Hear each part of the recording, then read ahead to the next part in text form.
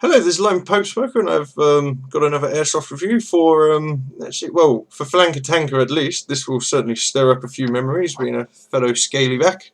This is the WE Browning High Power pistol. This was the sidearm of the British Army for fucking ages until it's actually only just in the past 10 years that they've actually started withdrawing these from service and replacing them with 6 hours the P226 or P228. I believe it's the P226. I was never really got to play with it that much. I was always trained on this. I quite liked it as well. It was a nice pistol despite its flaws, and that was only due to the fact they were being used to the point where they were just worn out. But anyway, that's enough about my ramblings of a previous life. Anyway, the WE Browning High Power. This is a very faithful copy of the real steel version. Speaking as someone who's actually used it, it feels really solid in the hand. There's not very much wobble in the slide at all. It's just really well built. My only gripe with this pistol, and I'm going to get it out the way first of all, is the lack of a hop-up. The lack of a hop-up just means that your rounds are going to start dropping quite dramatically or quite quickly. So it is a very sort of short range. With my other one, with my Beretta, I was hitting that things at 50 meters. You'll be lucky if you can actually drop it on them at 50 meters with this. So it is quite a short range one for even for an airsoft pistol. It is quite a short range pistol. However, that out the way, I love this thing. I bought this as a present for my best mate James, who is also a Siggy. However, I don't want to give it to him now. I just love it too much. It's got a very nice like spring in the slide. It just snaps back and forth, really well. It locks beautifully and releases. I just love it. It is just like the real thing. My only again is I just wish it fired actual bullets. It's so faithful. It's even got the very optimistic sights set up to 500 yards, which, to be honest, you're not really going to hit very much at 500 yards with the real one. You might actually hit them and annoy them, but you won't really do very much. Although I've never really tried firing it up to 500 yards. Anyway, working our way through the pistol, here we have the magazine release catch. Let's take that out and I'll show you something else. You have the safety catch here, which is kind of like the Colt 1911 one, where that just locks and you won't actually get to move the slide back. Just try and do this backwards. The slide catch there, again, push it down, it's just got this lovely kick to it. You'll see here there is a second notch. Just there we go, that's the one. That is for actually stripping the pistol down. It works the same way as the safety catch. You move it back and that will hold the slide open, and then you take out the pin just like in a 1911 and then push it forward and then bring it out. But I will come on to that separately. I'm going to do a separate take for that. What else I absolutely love about this pistol, and it is a very faithful replica of the Browning High Power, is the safety mechanism. This pistol will not fire, even dry fire, without a magazine in. I mean, as you can see, the safety catch is off. Nothing. It will not fire unless there is a magazine in the pistol. So that is something I love about it.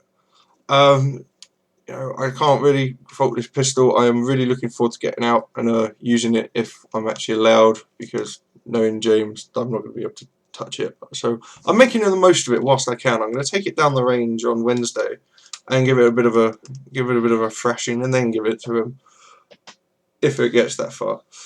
So actually, yeah, I think I've got a gassed up mag here. So just sampled the blowback. Helps I cock it first. As you can see, it's got a really nice blowback action to it. It's quite a powerful one as well. I think I chronoed it at 310 using this crappy green gas I've got. At the moment I'm using Brute Sniper gas, which is a very dry gas, so it means every 3 magazines I'm just going to like lube up the seals and that. But it is a very nice gun. It's just, I love this thing. So if you bear with me, I am going to strip this down. So then, after about 200 takes, we are now ready to strip the pistol. Now I'm going to do exactly like you would in the real thing, like on the real steel. because that is what I do, and that is what I've always been taught, and that's how I feel it should be done even on airsoft. So first of all, we carry out an unload and an NSP. So you take your magazine out, stick that away from the pistol, make sure it's empty of gas and ammunition, then pull the slide back, lock it back, inspect the breech, the housing, and then the chamber, as well as making sure again there is no magazine inside, so just a quick physical confirmation. If there is like a BB in the chamber, you know, just be sensible, just get a cleaning rod and jam it out. It's not exactly difficult. Release the slide, and then that pistol is now ready to be stripped. Okay, do not fire it off because you're going to need the hammer back. It just makes it so much easier. So bearing in mind what I said about the second notch for stripping, slide all the way back past where you'd normally lock it back, and then just bring it forward and then push the safety catch into that little notch there. That slide is now locked in place. You know, you're not going to do it unless you actually pull the safety catch. Then you take, just like the 1911, take this out and pop that to one side. I'm going to pop it over there. Again, like I said, the slide is still locked back because of the safety catch. Gently bring it forward, not too gently, but just so it doesn't come shooting off. And then that's what we got left to work with. Again, take the recoil rod assembly out.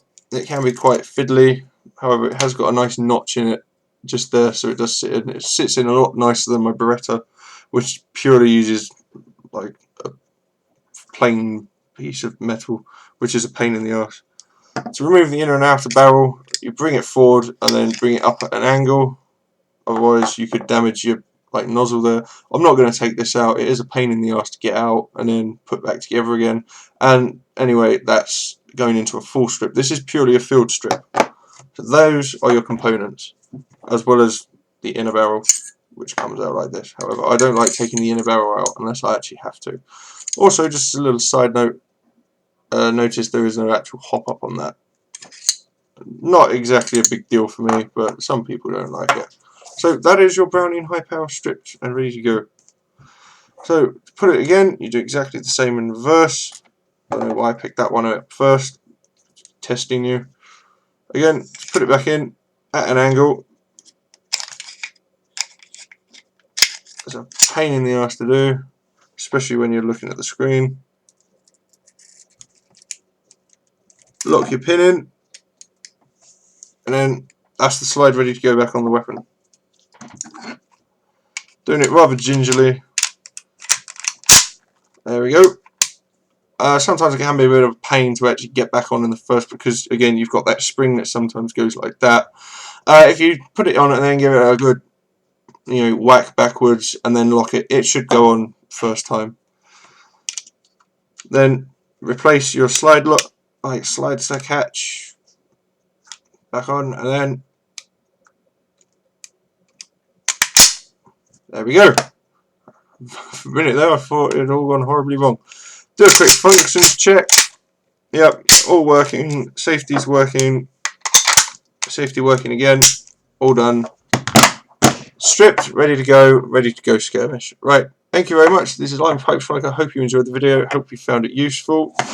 All I can say is I recommend, getting one of the, if you like old school loadouts and you want to do Milsimine, I would definitely get one of these.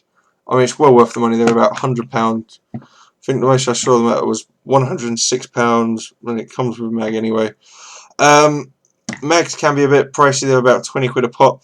Don't expect outstanding accuracy from it because of that lack of a hop up. However, I'm talking to one of our techs on site, and he actually knows of a modification that you can actually install your own crude hop up.